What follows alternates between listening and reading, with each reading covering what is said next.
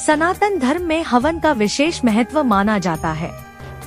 कई ऐसे अनुष्ठान हैं जिसमें हवन के बिना पूजा अधूरी मानी जाती है। नया घर, दुकान, बिजनेस या फिर शादी ब्याह, नवरात्रि का व्रत हो या सत्यनारायण की कथा, बिना हवन के संपूर्ण फल नहीं मिलता है।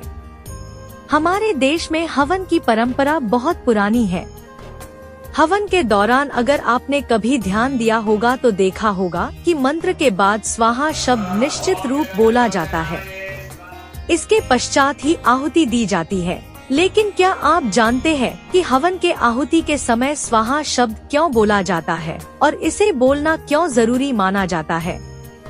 यदि हम स्वाहा शब्द की बात करें तो इसका मतलब है सही रीति से पहुंचाना या अच्छी तरह से कहा गया। वास्तव में अग्नि देव की पत्नी है स्वाहा, इसलिए हवन में हर मंत्र के बाद उनके नाम का उच्चारण करने से अग्नि देव प्रसन्न होते हैं और इससे आहुति को पूर्ण माना जाता है।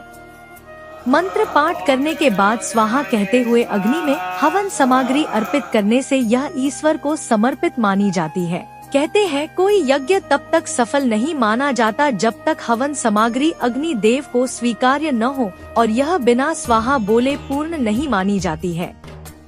इसलिए हवन के दौरान स्वाहा बोला जाता है। ऋग्वेद के अनुसार स्वाहा प्रकृति की ही एक कला थी और वह प्रजापति दक्ष की पुत्री थी, जिनका विवाह अग्निदेव से हुआ था।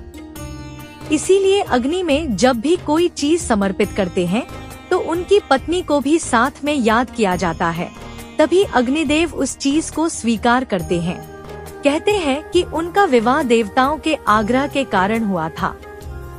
चूँकि स्वाहा को कृष्ण जी से वरदान प्राप्त था कि उनके नाम से ही देवता आहुति देने की सामग्री ग्रहण करेंगे। हवन के दौरान स्वाहा बोलते हुए अग्नि में हवन सामग्री और समिधा डाली जाती है ताकि वो देवताओं तक पहुंच सके। एक कथा के अनुसार एक बार देवताओं के पास अकाल पड़ गया था। उनके पास खाने पीने की चीजों की कमी पड़ने लगी। ऐसे में ब्रह्मा जी ने एक उपाय निकाला कि धरती पर ब्राह्मणों द्वारा खाद्य सामग्री देवताओं तक पहुंचाई जाए।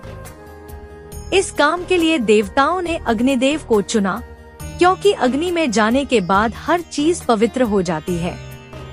परंतु अग्निदेव के पास उस समय भस्म करने की क्षमता नहीं हुआ करती थी, इसीलिए स्वाहा की उत्पत्ति हुई। इसके बाद जब भी कोई चीज अग्निदेव को समर्पित की जाती थी तो स्वाहा उसे भस्म कर देवताओं तक पहुंचा देती थी। तब से स्वाहा हमेशा अग्निदेव के साथ रहती है। जब भी कोई धार्मिक कार्य होता है तो स्वाहा बोलने से अर्पित की गई चीज को स्वाहा देवताओं तक पहुंचाती है। यही कारण है कि हवन के दौरान स्वाहा जरूर बोला जाता है।